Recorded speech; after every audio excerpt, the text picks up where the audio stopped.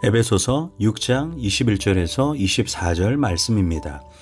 나의 사정 곧 내가 무엇을 하는지 너희에게도 알리려 하노니 사랑을 받은 형제요 주 안에서 진실한 일꾼인 두기고가 모든 일을 너희에게 알리리라. 우리 사정을 알리고 또 너희 마음을 위로하기 위하여 내가 특별히 그를 너희에게 보내었노라. 아버지 하나님과 주 예수 그리스도께로부터 평안과 믿음을 겸한 사랑이 형제들에게 있을지어다. 우리 주 예수 그리스도를 변함없이 사랑하는 모든 자에게 은혜가 있을지어다. 아멘. 할렐루야. 오늘도 좋은 날입니다. 에베소서 6장 21절에서 24절 말씀 묵상입니다.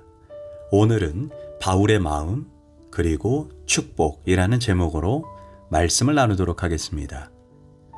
오늘 본문은 바울이 두기고를 통해 에베소 교회 성도들에게 자기의 사정을 알리고 또한 마지막으로 에베소 교회 성도들을 축복하는 기도를 담고 있습니다.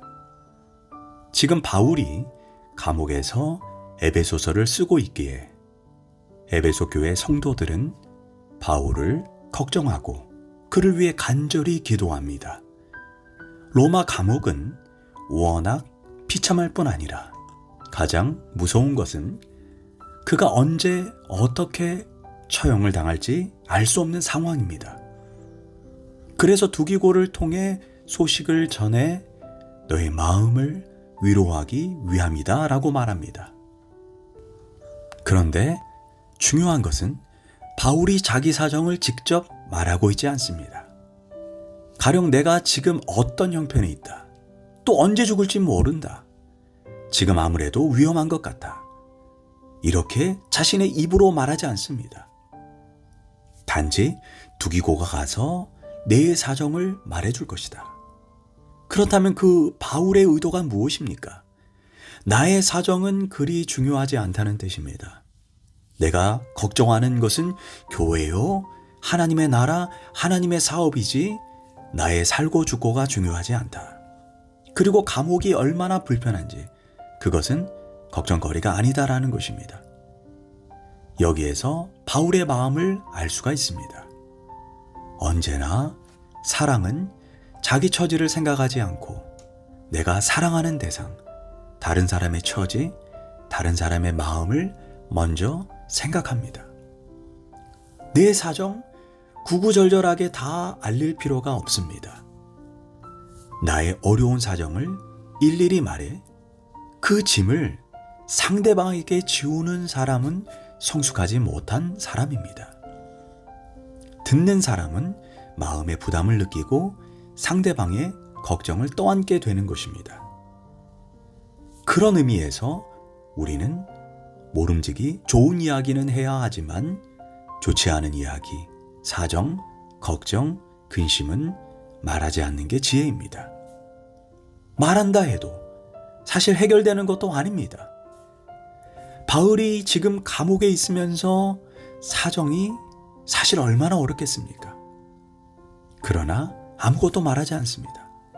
단순히 마음의 안심을 주기 위해 두기고가 다 보았으니 그가 가면 여러분들의 궁금한 점을 다 말해줄 것이다. 하지만 틀림없이 바울은 두기고에게 가거든 내가 고생한다는 이야기는 하지 마라. 물론 너가 본대로 말은 하겠지만 어렵다는 말은 자제하라. 교인들에게 걱정 끼칠 말 하지 말아다오. 이렇게 부탁해서 보냈을 것입니다. 이것이 사랑입니다. 본문에서 바울은 두기고를 향해 사랑을 받는 형제요, 진실한 일꾼이라고 말씀합니다. 그래서 그를 전적으로 믿습니다. 믿는다는 것 하나는 그의 진실을 믿는다는 것, 또 하나는 그의 능력을 믿는다는 것입니다. 그래서 그에게 일을 맡길 수 있는 것입니다. 그런 고로 그는 사실대로 말하고 본대로 말하지만 또 하나 자기 의견을 거기에 넣어서 덕이 되게 은혜가 되도록 말할 것입니다. 그래서 바울은 22절에서 이렇게 말하는 것입니다. 너희 마음을 위로하기 위하여 내가 특별히 그를 너희에게 보내었노라. 자, 그럼 한번 생각해 봐야 합니다. 감옥 밖에 있는 사람이 감옥 안에 있는 사람을 위로하는 것이 상식입니다. 아프지 않은 사람이 아픈 사람을 위로하는 것이 정상입니다. 그러나 오늘 이야기는 좀 다릅니다. 감옥 안에 있는 사람이 감옥 밖에 있는 사람들을 위로합니다. 가령 예를 들어 이런 일이 있습니다. 병원에 입원한 사람은 이미 육신이 아픈 사람입니다. 그러나 사실 그를 지켜보고 간호하고 옆에서 돕는 사람은 사실상 더 괴롭습니다. 내 자식이 아프다면 아이, 차라리 내가 아픈 게 낫지. 차라리 내가 대신 죽는 게 낫지. 이렇지 않습니까? 엄밀히 말해 건강한 사람이 병든 사람을 위로할 수가 없습니다. 진짜 위로 관계는 도리어 고난당하는 자가 병든 사람이 실상은 옆에 있는 사람, 다른 사람, 아프지 않은 사람을 위로할 수가 있습니다. 어떤 선교사님이 선교하다가 폐결핵에 걸려 수술을 3번이나 했습니다. 동기 목사님이 문병을 가면서 내가 무슨 말로 위로할까 걱정입니다. 그런데 수술 3번 한 친구 선교사가 도리어 싱글싱글 웃으면서 자기를 위로하러 온 목사를 데려 위로합니다. 목회하느라고 얼마나 힘든가. 나는 여기에 누워있으니 평안하네. 고로 위로하려다가 더 큰 위로를 받고 돌아가게 되는 것입니다. 지금 사도 바울이 감옥에 있습니다. 자기가 감옥에 있음으로 인해 에베소 교회 성도들이 많이 걱정하고 염려합니다. 바울 사도 얼마나 감옥 안에서 괴롭고 고통스러울까. 이렇게 염려하고 기도하는 교인들을 생각합니다. 이런 생각을 하니 바울 입장에서 도리어 감옥 밖에 있는 성도들을 위로하고 격려하고 있는 것입니다. 이것이 성숙한 인격에서 나오는 고백입니다. 감옥 안에 있는 사람이 감옥 밖에 있는 사람을 위로하는 것입니다. 병자로 말하면 병으로 입원한 내가 아프지만 나 때문에 할 일도 못하고 잠도 못 자는 가족들을 위해 너무나도 수고하니 고맙다고 위로하는 것입니다. 그런데 때로는 좀 수준 미달이라 자기 생각만 해서 병원에 있으면서 주변 사람들에게 짜증과 신경질만 부리는 사람이 있습니다. 성숙하지 못한 인격입니다. 진정으로 신앙적으로 인격과 덕을 갖춘 사람이라면 나 때문에 고생하는 사람들을 생각하면서 위로합니다. 아름다운 마음이요 깊은 배려의식입니다. 그래서 바울은 두기고를 보내면서 에베소 교인들을 위로하고자 했습니다. 참으로 고귀한 인격, 고귀한 사랑입니다. 그 다음으로 축복 기도가 나옵니다. 우리가 이미 보았지만 에베소서 1장 2절에서도 하나님 우리 아버지와 주 예수 그리스도로부터 은혜와 평강이 너에게 있을지어다 합니다. 처음 문안 인사 중에 벌써 축복 기도를 했습니다. 그런데 편지 끝에 가서도 오늘 본문 23절에서 아버지 하나님과 주 예수 그리스도께로부터 평안과 믿음을 겸한 사랑이 형제들에게 있을지어다 하고 축복합니다. 그러니까 축복으로 시작해서 축복으로 끝나는 것입니다. 참으로 아름다운 그리스도인의 매너입니다. 우리는 늘 만나면 시작도 축복이요 끝도 축복으로 끝나야 되는 것입니다. 그런데 여기에서 복의 근원, 복을 주시는 자가 누구냐 할 때 하나님과 주 예수 그리스도라고 말씀합니다. 여기에서 삼위일체 교리가 나옵니다. 예수님과 하나님이 동일한 분이시기에 하나님도 복의 근원이고 예수님도 복의 근원이라는 것입니다. 이제 사도 바울은 평안과 믿음을 겸한 사랑이 있을지어다 하고 선포합니다. 첫 번째 평안은 히브리어로 샬롬이고 헬라어로는 에이레네입니다.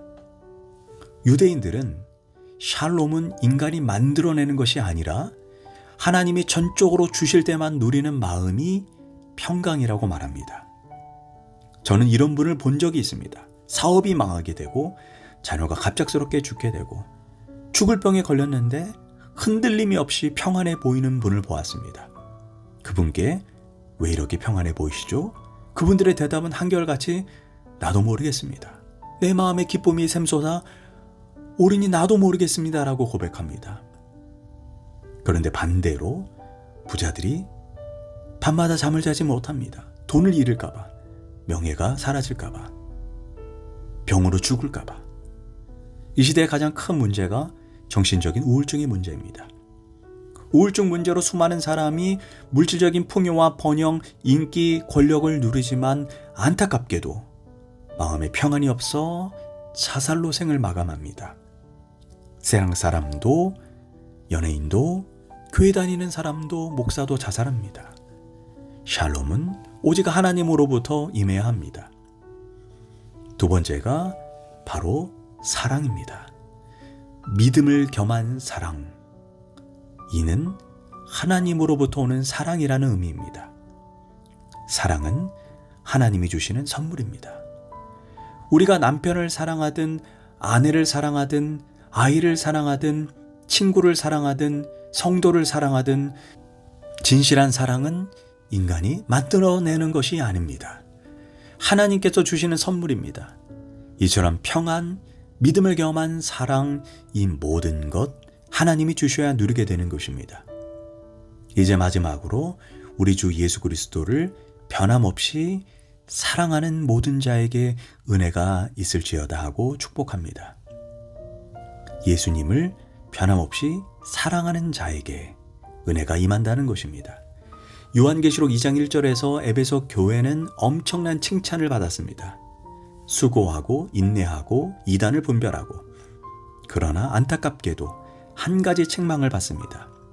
바로 예수님을 향한 첫사랑을 버렸다는 것입니다. 사랑이 변질된 것입니다. 결국 첫사랑을 잃은 에베소 교회를 향해 너의 촛대를 옮기겠다라고 요한계시록은 말합니다. 100가지를 잘해도 결국 하나님을 향한 사랑을 잃어버리면 전부를 잃어버릴 수 있다는 것입니다. 하나님을 향한 우리의 사랑 늘 변함없어야 하고 확인해야 하고 점검해야 합니다. 기도하겠습니다. 하나님, 오늘도 내게 성숙한 사랑을 하게 하시고 평안과 그리고 사랑, 주를 향한 첫사랑이 날로 새롭게 강화되게 하소서. 예수님의 이름으로 기도합니다. 아멘.